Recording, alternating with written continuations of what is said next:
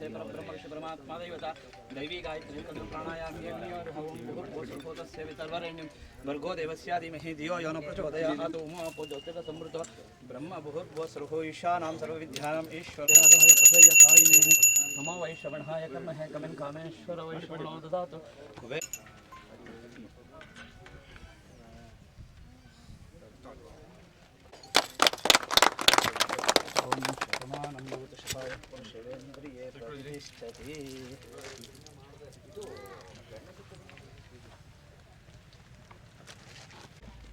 ವಿಶೇಷ ಯೋಜನೆಯಲ್ಲಿ box train ಆಗಿದೆ, ಡ್ರೈನ್ ಟು ಡ್ರೈನ್ ಕೆಲಸ ಮಾಡ್ತೀವಿ ಅಂದ್ಬಿಟ್ಟು ಕಾಂಕ್ರೀಟ್ ರಸ್ತೆ ಕಾರ್ಯಕ್ರಮವನ್ನು ಸಂಪೂರ್ಣವಾಗಿ ಗುಣಮಟ್ಟದ ಕೆಲಸ ಮಾಡಿಕೊಳ್ಳಿ ಏಜೆನ್ಸಿಯವರು ನಮ್ಮ ದಿನೇಶ್ ಅವ್ರಿಗೆ ಈ ಕೆಲಸನ ಮಾಡ್ತಾರೆ.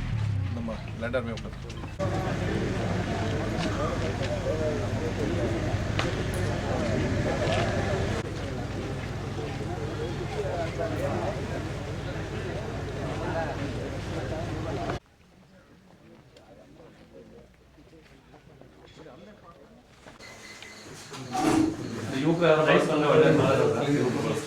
ಈಗೆಲ್ಲ ಈ ಲೈನ್ ಸರ್ ಒಂದು ಎರಡು ಸಬ್ಸ್ಟೇಷನ್ ಮಾಡೋರೆ ಎಲ್ಲ ಬಂದಿದ್ದೀವಿ ನೋಡ್ಕೊಳಕ್ಕೆ ಇಲ್ಲಿ ಮಹಿಳಾ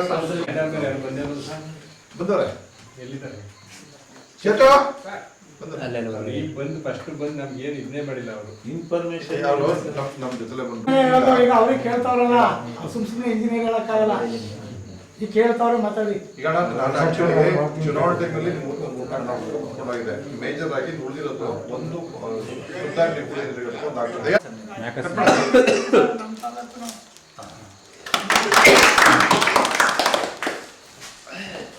ಚೆನ್ನಾಗಿ ಕೊಟ್ಟವಲ್ಲ ಕೇಂದ್ರಕ್ಕೆ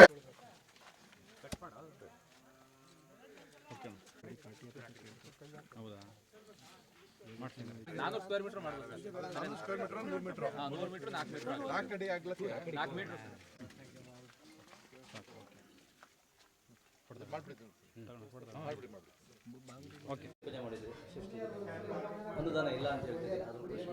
ಈಗ ಅನುದಾನ ಖಂಡಿತವಾಗೂ ನಮ್ಮ ನಿರೀಕ್ಷೆಗೆ ಮೇಜರ್ ಕೊಡ್ತಾ ಇಲ್ಲ.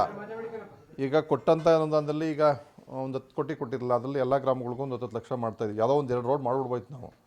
ಅಟ್ಲೀಸ್ಟು ನಾವು ಗ್ರಾಮಕ್ಕೆ ಹೋದಾಗ ಅಟ್ಲೀಸ್ಟ್ ನಮ್ಮನ್ನು ಏನಾಗಿದೆ ಅಂತ ಪ್ರಶ್ನೆ ಮಾಡ್ತಾರೆ. ಹಂಗಾಗಿ ಸ್ವಲ್ಪ ತೀರಾ ಕೆಟ್ಟೋಗಿರುವಂಥ ಡ್ರೈನು ಮತ್ತು ಗ್ರಾಮ ಪರಿಮಿತಿ ಬರುವಂಥ ವ್ಯಾಪ್ತಿಯಲ್ಲಿ ಬರುವಂಥ ರಸ್ತೆಗಳಿಗೆ ಅಂದ್ಬಿಟ್ಟು ಒಂದು 10 ಲಕ್ಷ ಹಾಕಿದ್ದೀವಿ. ನಿಮ್ಗೆ ಗೊತ್ತಿದೆ, ಒಂದು 10 ಕೋಟಿಗೆ ಅಂದರೆ 10 ಲಕ್ಷ ಅಂದರೆ ಎಷ್ಟಾಗಬಹುದು, ಅದೇ ಪೂಜೆ ಮಾಡ್ತಾಯಿದ್ದೀವಿ. ಈಗ ಅದು ತುಂಬ ಹಿಂದೆ ಕೊಟ್ಟಿದ್ದು ಅನುದಾನ 100% ಭಾಗ ನಾವು ನಿರೀಕ್ಷೆ ಹೆಂಗೆ ಕೊಡ್ತಾಯಿಲ್ಲ. ಈಗ ತಮಗೆ ಗೊತ್ತು, ಈಗ ಮೊನ್ನೆ ಇದು ಮುಖ್ಯಮಂತ್ರಿ ವಿಶೇಷ ಅನುದಾನಕ್ಕೆ ಸಂಬಂಧಪಟ್ಟಂಗೆ ನಮ್ಮ ಜಿಲ್ಲೆಯಲ್ಲಿ 7 ಜನ ಶಾಸಕರಿದ್ದೀವಿ. ಸರ್ಕಾರದ ಮುಖ್ಯಸ್ಥರು ಮುಖ್ಯಮಂತ್ರಿಗಳು ಕೇರ್ಪೇಟೆ ಶಾಸಕನ ಹೊರತುಪಡಿಸು 6 ಜನ ಮೀಟಿಂಗ್ ಕರೀತಾರೆ. ಅವ್ರಿಗೆಲ್ಲ 50 ಕೋಟಿ ಕೊಡ್ತಾರೆ, ನಮ್ಗೆ 25 ಕೋಟಿ ಕೊಡ್ತಾರೆ. ಭೌಗೋಳಿಕವಾಗಿ ಮಂಡ್ಯ ಜಿಲ್ಲೆಯ ಎಲ್ಲ ತಾಲೂಕಿಗಿಂತಲೂ ವಿಸ್ತೀರ್ಣದಲ್ಲಿ ಕೇರ್ಪೇಟೆ ತಾಲೂಕು ತುಂಬ ದೊಡ್ಡ ತಾಲೂಕು.